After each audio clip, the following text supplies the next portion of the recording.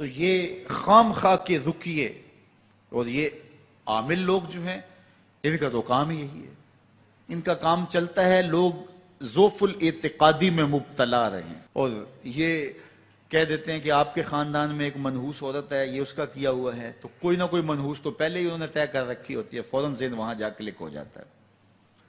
اس کا نون سے نام شروع ہوتا ہے، اس کا کاف سے نام شروع ہوتا ہے، اس کا جیم سے نام شروع ہوتا ہے، تو پورے خاندان میں کسی کا نام کاف نون یا جیم سے تو شروع ہوتا ہی ہوگا، یا دوستوں میں تو فوراً ذہن جو ہے ادھر منتقل ہو گیا۔ اب یہ بابا جی نے بتا دیا ہے، ہاں ہاں ہاں اس نے یہ بات کی تھی، کچھ باتیں یاد آنے لگیں، اس کاف سے شروع ہونے والے نام کے ساتھ نفرت پیدا ہو گئی۔ اس بابے نے نفرت کا کاروبار کیا ہے، اس نے تو 100 روپے 200 روپے لے لیے لیکن دو انسانوں کے اندر نفرت ڈال دی۔ اس کا گریبان کل قیامت کے دن پکڑا جائے گا۔ ان ملنگوں کے پاس، ان ذوف الاعتقادی کو پھیلانے والوں کے پاس کبھی نہ جاؤ۔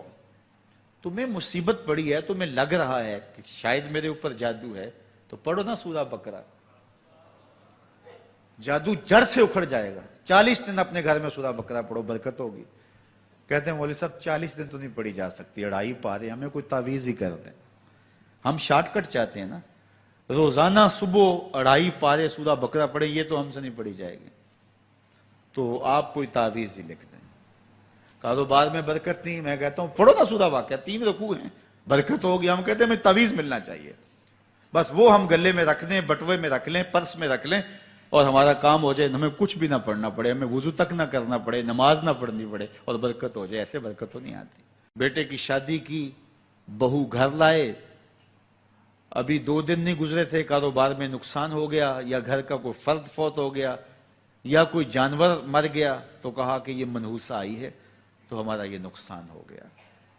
اگر وہ نہ آئی ہوتی تو پھر یہ نقصان نہ ہوتا، پھر تم قیامت تک جینا تھا، یا اس سے قبل تمہارے کبھی نقصان نہیں ہوئے۔ تمہارے گھر کے اندر بیٹیاں موجود ہیں، یہ بھی کل کسی کی بہو بنیں گے اور ان کا بھی کوئی نقصان ہو سکتا ہے اور یہ بھی منحوسہ قرار دی جا سکتی ہے۔ پھر تانو تشنی کے تیر جو ہے وہ اس کے اوپر لگائے جانے لگے۔ کتنی زیادتی ہے، کتنا ظلم ہے، کسی کا دل توڑنا، کسی کا دل دکھانا، کسی کو منحوس قرار دے دینا۔ از خود تمہارے پاس کیا سند ہے؟ تمہیں الہام ہوا ہے؟ کیا حجت ہے، کیا دلیل ہے تمہارے پاس کہ کسی کو تم نے منحوس قرار دے دیا؟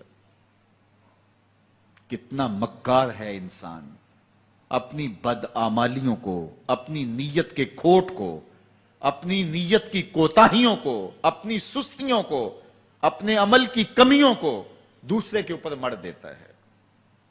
کاروبار تو نے صحیح نہیں کیا، نقصان ہو گیا۔ صبح 12 بجے اٹھ کے تو گھر سے جا رہا ہے اور نقصان ہو گیا۔ تو نے 2 نمبر مال بیچا، آج پکڑا گیا اور نقصان ہو گیا۔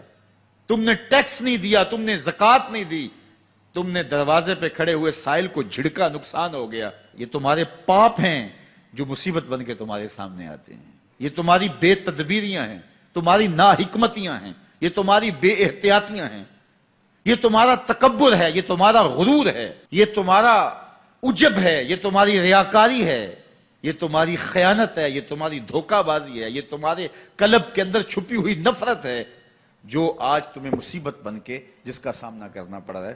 یہ تمہارے اندر کے عیب ہیں جو مجسم ہو کے تمہارے سامنے آئے ہیں۔